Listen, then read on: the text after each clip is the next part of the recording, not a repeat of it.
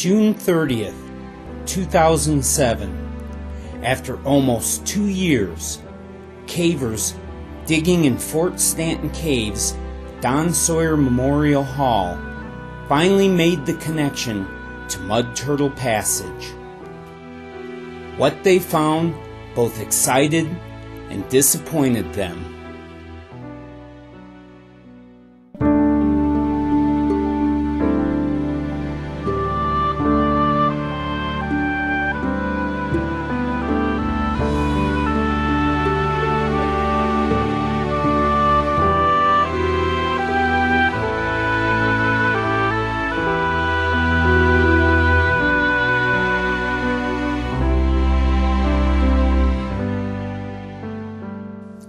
The story begins in the early 1970s when a group of cavers, including John Corcoran, Robbie Babb, Jim Hardy,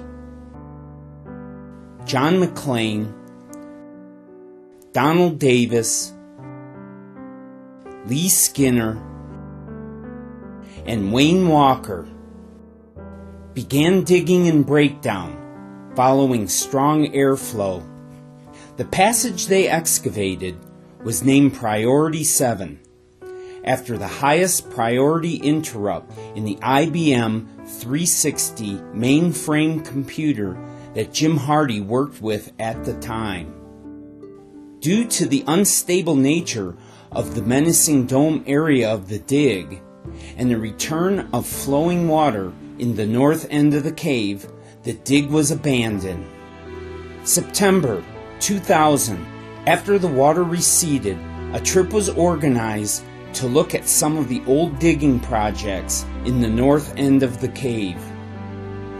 Team member Lloyd Schwartz was very impressed with the airflow and decided to dig in Priority 7. His approach was to dig straight ahead under menacing rock, bypassing the instability of the original dig. September 2001, after only 5 dig trips, Lloyd Schwartz, John McLean, Andrew Greco, and Don Becker opened up Starry Night's Passage, named after the starburst gypsum crystals on the walls. Surveying down passage, it appeared that they had reached the end, but the roar of massive air lured them to a small duck-under air gap. After walking down a short passage, they came to an intersection. Much to their amazement, a borehole passage, the floor covered with a river of white calcite. Snowy River had been discovered. But before exploration could continue, the Bureau of Land Management, the administrator of Fort Stanton Cave, required a gate to be installed to protect the Snowy River Formation and preparation of an environmental assessment to define the approach to further exploration. Finally, in July 2003, the survey of Snowy River began. A muddy side passage was discovered and named Mud Turtle after a rock formation at the entrance. October 2003, Mud Turtle was surveyed. The data collected indicated that the western end of Mud Turtle terminated under the eastern wall of Don Sawyer Memorial Hall, 40 to 50 feet lower in elevation. Snowy River, including the Metro and Mud Turtle, added 3.5 miles to the Fort Stanton Cave system. But in November 2003, before the end of Snowy River could be found, the Bureau of Land Management decided to close Priority 7. There were other unstable areas besides Menacing Dome, and all the traffic had made them even more unstable. An alternate entrance to access Snowy River would need to be found. The best option was to dig a shaft between Don Sawyer Memorial Hall and Mud Turtle Passage. But before digging could commence, another gate had to be fabricated. April 2005, the installation of the gate was completed. Because of possible survey errors, a precision radio location was conducted in July 2005 to pinpoint the exact positions of Don Sawyer Memorial Hall and Mud Turtle Passage. A site was selected that presented the largest target for success, located halfway down a breakdown pile and the east wall of Don Sawyer Memorial Hall.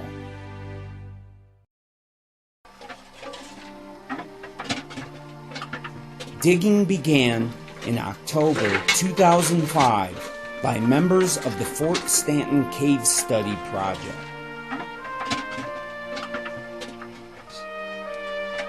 In the beginning, diggers standing on the bottom of the shaft passed buckets up to a line of eager cavers, waiting for their turn at the dig face. With 15-minute shifts, their time would soon come. The buckets make their way to a waiting wheelbarrow to be transported to the dump site about 100 feet down the breakdown pile, the only area large enough to contain the anticipated volume of spoils. It was found that the rickshaw method was the most efficient way to move the wheelbarrow downhill. The breakdown was steep enough that if one were to be behind the wheelbarrow, it would careen down slope, dragging the operator with it. When the trail leveled out a bit, the wheelbarrow was turned around to continue the journey to the dump site.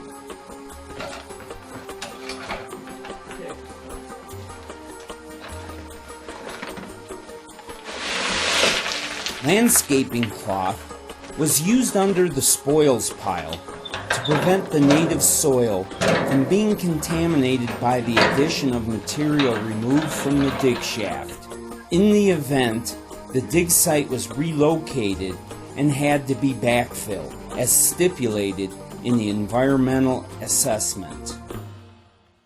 The wheelbarrow proved to be too time-consuming and could not keep up with the diggers. The buckets were stacking up, waiting to be emptied.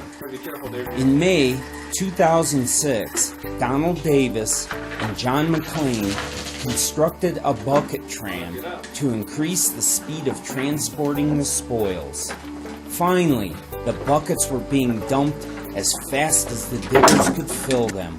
The spoils pile grew. Soon the landscaping cloth was completely covered. To stabilize the dig shaft, temporary bracing was constructed out of wood. The plywood is marked on the outside, and the 2x4s are placed on the inside of the bracing. The plywood was cut on the surface to a standard 2-foot height for easier transport, as the dig site was almost a mile from the entrance. Screws are started by tapping with a hammer along the marked lines. The 2x4s were cut on site to fit either sides or ends. A battery-powered drill is used to drive the screws through the plywood and into the 2x4s.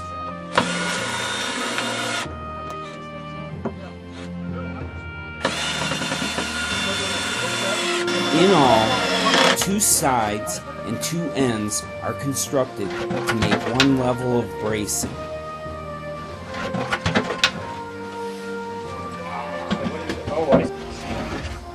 After completion, the panels are transported from the assembly area to the dig shaft and passed to the installers standing on the bottom of the shaft. Steve Pierman, the caver with the blue helmet, supervised the fabrication and installation of the bracing. Oh, I used to be a framer.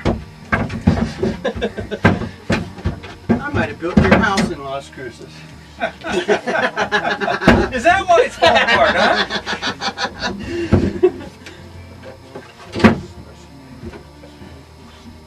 Lift that sucker up. There we go, that'll work. The panels are fit together by prying and hammering, and then screwed together with the deck screws to temporarily hold